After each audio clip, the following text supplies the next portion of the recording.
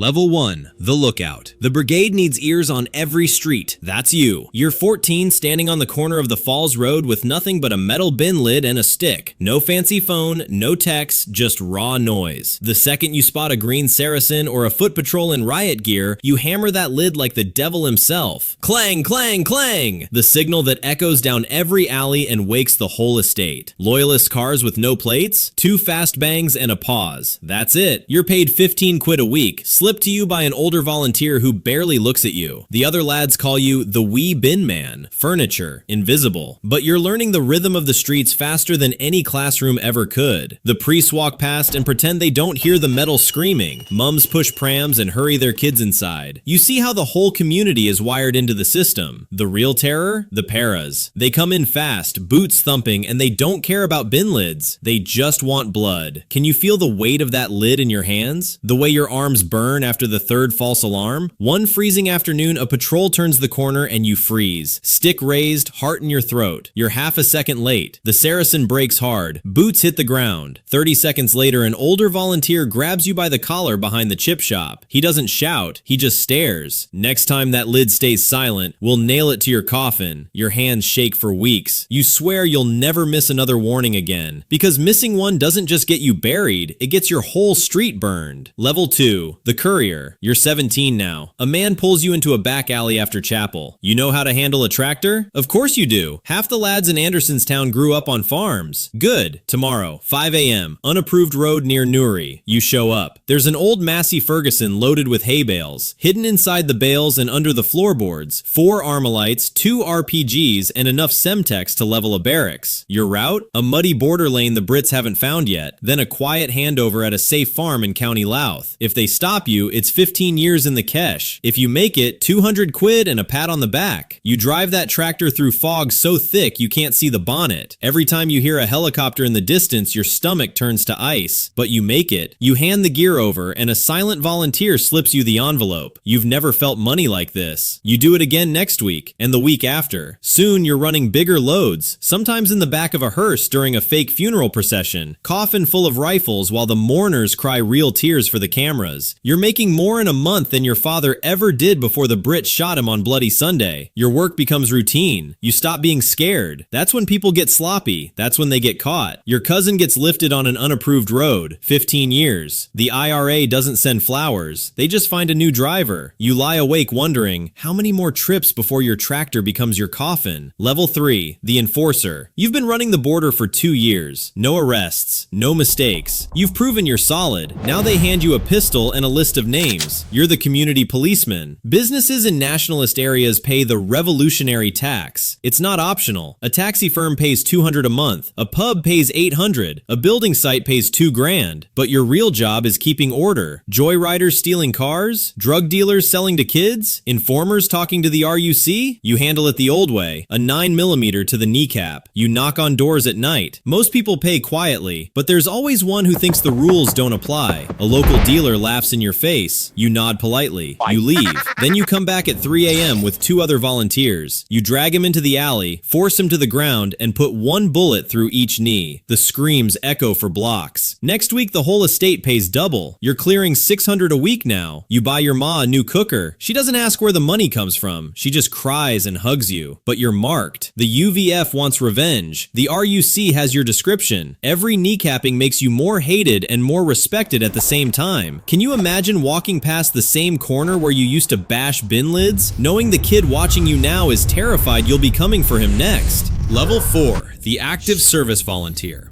You're 22. You're inside a 4-man ASU. Your job is simple. Strike and disappear. GHQ sends the target. A UDR man, an RUC special branch officer, sometimes a British soldier on leave. You plant it in a safe house above a bookies. You steal the car. You plant the bomb under the seat. You walk away before the timer hits 0. You keep 20% of any cash from the jobs. 5, 10 grand a month in your pocket. You're also the one who watches your own. If someone starts talking too much in the pub, you're the one who pays the visit. A lawyer loyalist crew kills one of your mates. You don't wait for orders. You find their drinking club, walk in, and empty 2 magazines. The news calls it sectarian. The government promises justice. Nothing happens. You're living better now. A rented house, a girlfriend who thinks you're a laborer, but you're carrying ghosts. Every bomb you plant, every trigger you pull, adds another face to the list you see when you close your eyes.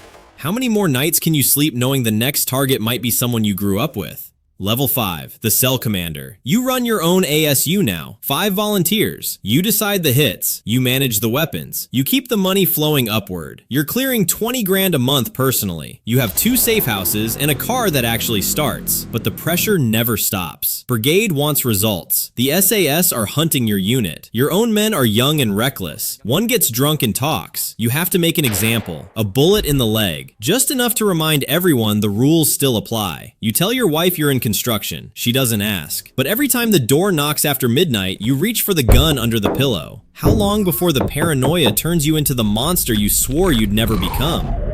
Level 6, the Brigade Intelligence Officer. You control information for an entire brigade. You run the touts, the surveillance, the safe houses. You decide who lives and who disappears. You coordinate the big operations, the mortar attacks on police stations, the car bombs in the city center. You're moving hundreds of thousands of pounds from Libya shipments. You launder it through taxis and pubs. You're clearing 50 grand a month. You have a house in the Republic your family never visits, but the walls are closing in. The RUC has your photo. The British have your voice on tape. You sleep 2 hours a night. You trust no one, not even the man who recruited you. Every meeting could be your last. Would you still want this power if it meant never sleeping without a gun under your pillow again?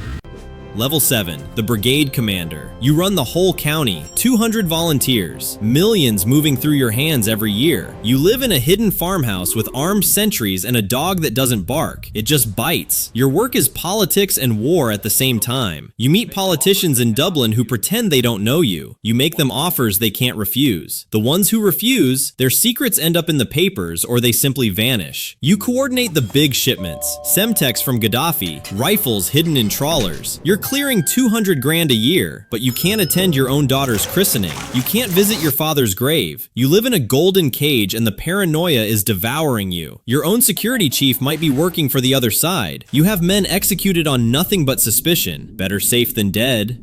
Level 8, the Army Council. You sit at the very top, one of the 7 who run the entire movement. Cells in England, Europe, America. Politicians answer to you in secret. You're worth millions, but your name is on every death list in the world. The British have a £1 million bounty. The SAS have orders to shoot on sight. You move between safe houses every 48 hours. You've changed your face twice. Your own children wouldn't recognize you. You carve up the war like a business deal, but the greed never stops. New feuds explode. Hundreds die, and you can't walk away. If you try, your own people will bury you. You know too much. You're too dangerous to live free. Level 9, the Politician. They finally got you. Not in a raid, not in a gunfight, in the peace process. The Good Friday Agreement is signed. The guns are supposed to be silent. Now you're in a suit, sitting in Stormont, shaking hands with the same men whose friends you once put in the ground. You smile for the cameras. You talk about moving forward. You pretend the bodies you buried don't still whisper to you at night. Your old volunteers call you a traitor. Your old enemies call you a murderer. Your own kids ask why strangers spit on the ground when your name is mentioned. You were the commander. Now you're a respectable man with blood on your hands that no suit can hide. The IRA doesn't die. It just puts on a tie. The guns are quiet, but the war never really ended. It just moved from the streets into the corridors of power. And somewhere out there, right now, another 14-year-old kid is standing on a corner with a metal bin lid in his hands, waiting for the sound of boots. This is what it was like to be every rank in the IRA. Not a gang, a movement. A war built on blood and belief that still echoes through every street in Belfast. So tell me, if that kid with the bin lid was you, how many levels would you climb before the ghosts caught up?